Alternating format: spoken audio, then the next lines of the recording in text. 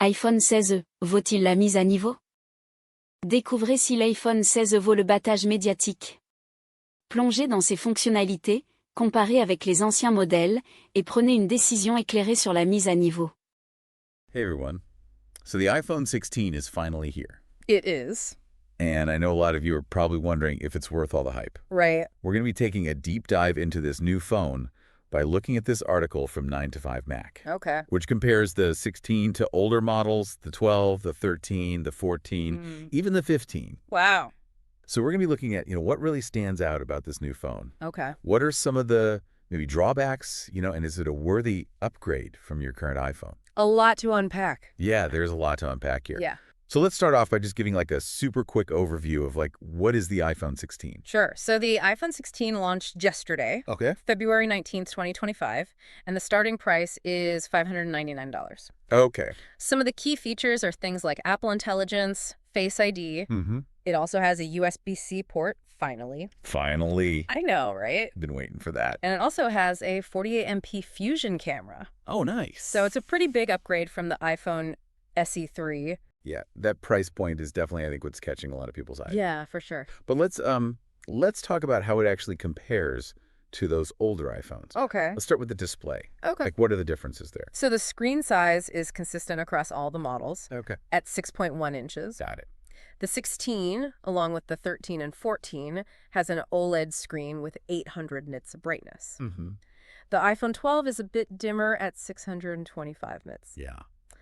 One big change, though, came with the iPhone 15, Oh. which was the dynamic island, Mm. which unfortunately didn't make it to the 16E. I know. I was kind of bummed about that. Yeah, I feel like that might have been they had to cut that to make the price what it is. probably. But let's talk about the camera. Okay. So this new phone has this 48MP wide-angle lens. Mm-hmm. How does that compare to, the older models? So it's a pretty big step up, especially if you're coming from a 12MP lens on an older iPhone. Right. The 48MP lens is going to allow you to capture a lot more detail.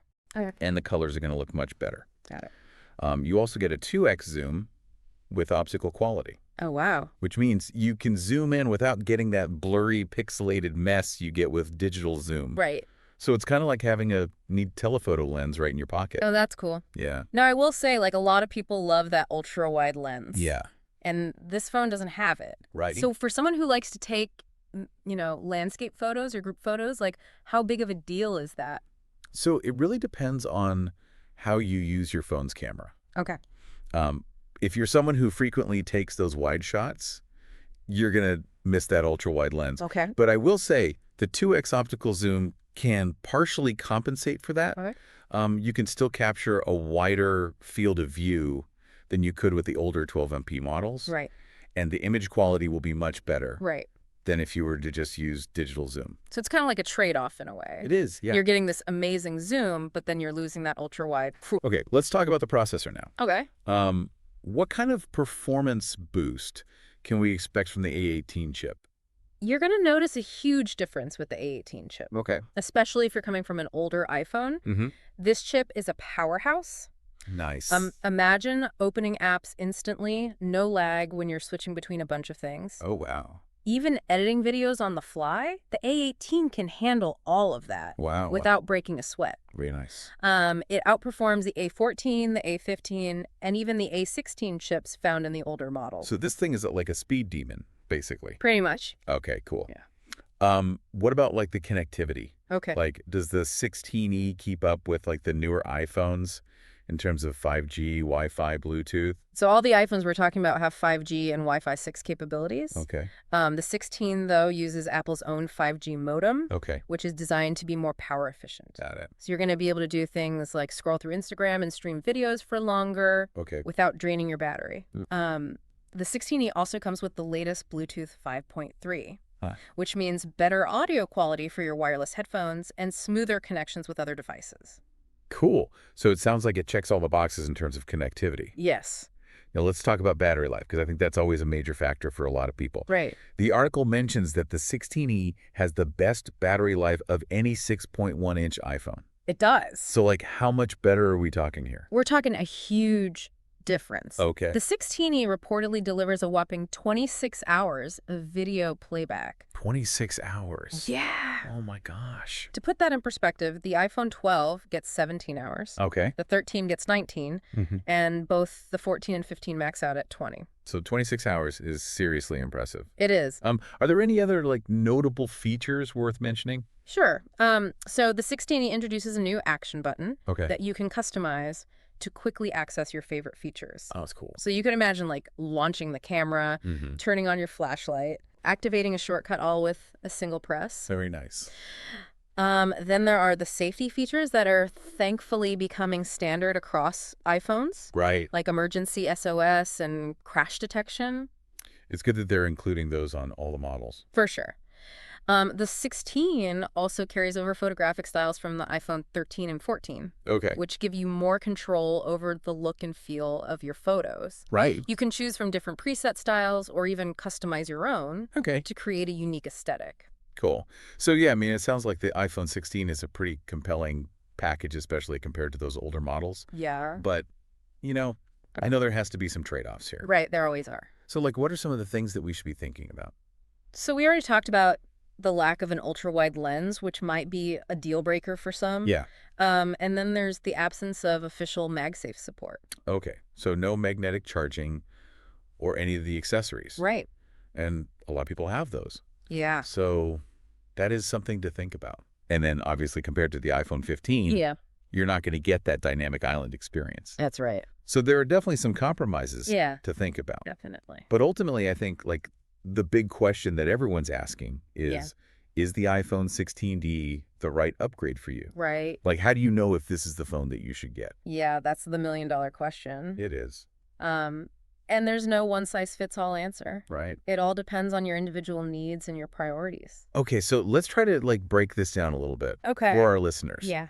Like, what are some of the factors that they should be thinking about when trying to make this decision? So the first and most important question is, what iPhone are you currently using? Okay.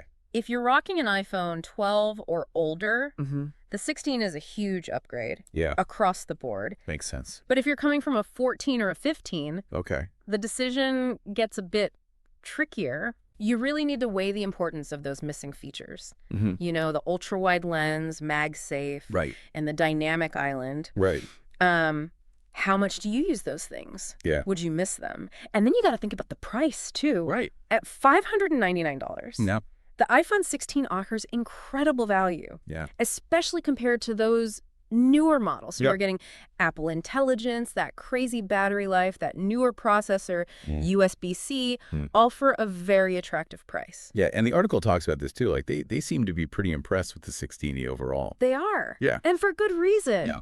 You know, the article highlights that the iPhone 16E will likely be a noticeable upgrade from any iPhone older than the 16. Okay. Assuming you're okay with not having official MagSafe support. Yeah.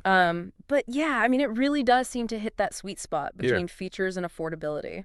So if you have like a really old iPhone, this is your chance to like kind of jump into the future of iPhone tech without spending a ton of money. Exactly. Yeah. What makes this 16E like such a significant leap forward than even compared to like the 13 or the 14? So I think it's really a combination of factors. You know, you're getting the A18 chip, which is a beast. Yeah. You have the much improved camera, even without that ultra wide lens. Right. The addition of Apple Intelligence is also significant. And of course, that battery life is a game changer. Yeah, like 26 hours still is like blowing my mind. I know, right?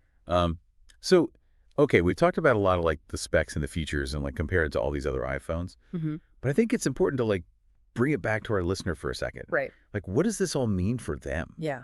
Like, why should they care about the iPhone 16? That's the key question, isn't it? It is. I think the iPhone 16 is a really fantastic example of how technology is constantly evolving and becoming more accessible. Right. You know, it shows that you don't have to spend a fortune to get a device with really impressive capabilities and features. Yeah. So the 16 is a really powerful option for people who are, you know, budget conscious or just looking for a solid upgrade from an older model. It's like finding that hidden gem. Yes. In like this sea of expensive gadgets. Right. You get the quality, but you don't have to pay that like super premium price. Exactly. And it kind of challenges the idea that like newer is always better. It does. You know, sometimes it's about finding that right balance Exactly. between like the features, the performance, and the price. Mm-hmm. And it seems like the 16E might be hitting that sweet spot for a lot of people. I think so.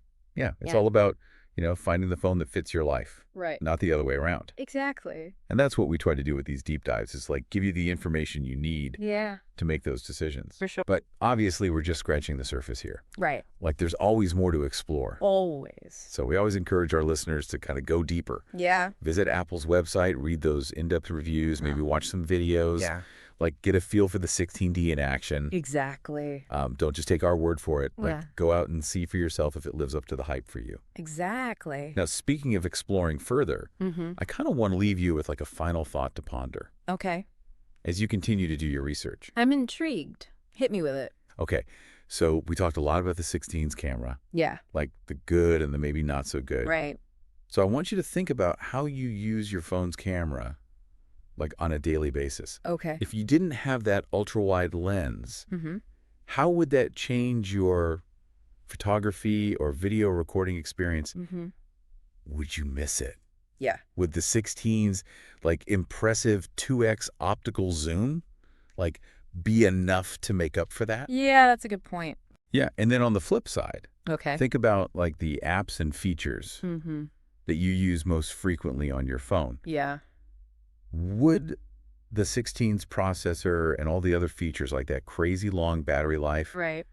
would those significantly enhance those experiences? Yeah. Like these are the kinds of questions that you should be asking yourself Mm-hmm. as you're kind of weighing your options. For sure. It really comes down to what matters most to you. Right. You know, is it having that ultra wide lens, Yeah. or is it more important to have the latest processor Mm-hmm. and like a crazy long battery life? Exactly. And I think even if the 16 isn't the perfect fit for everyone, Yeah. it's still really fascinating to see how Apple is targeting different segments of the market with this release. I agree. You know, not everyone wants to spend $1,000 Right. to get the latest and greatest iPhone. Yeah. Some people just want something that's affordable, Mhm. that works well. And I think the 16E is definitely appealing to a lot of those people. Yeah, for sure. So, yeah, I think we've covered pretty much everything I think so. about the iPhone 16E, Yeah. at least based on this 9 to 5 Mac article. Right. It's been a fun ride. It has. But before we wrap things up, Okay. I want to leave our listeners with one final thought. Okay. So we've talked a lot about the specs and the features, Mhm. and you've done an amazing job of kind of explaining Oh, thanks. how those translate to real-world use. Yeah. But I think there's another aspect that's worth considering, Okay. and that's the software experience. Oh, yeah. And Apple Intelligence is like a big part of this new phone. It is. So my final thought for you is Okay. think about how Apple Intelligence might enhance your daily life Okay. beyond just the hardware improvements. Like how Yeah. might it personalize your phone experience, Mhm. make things more efficient, Yeah. maybe even surprise you with its capabilities. That's a good point. So yeah, just something to kind of ponder Yeah. as you're deciding if the 16E is the right phone for you. Okay. All right, listeners. Yeah. That wraps up our deep dive into the iPhone 16. Yeah. We hope you found this insightful and maybe even a little bit helpful Mm-hmm. in deciding if this is the phone for you. Yeah. Remember, do your research, Yes. trust your gut, Mm-hmm. and most importantly, choose the phone that brings you joy. The best advice. Until next time. See.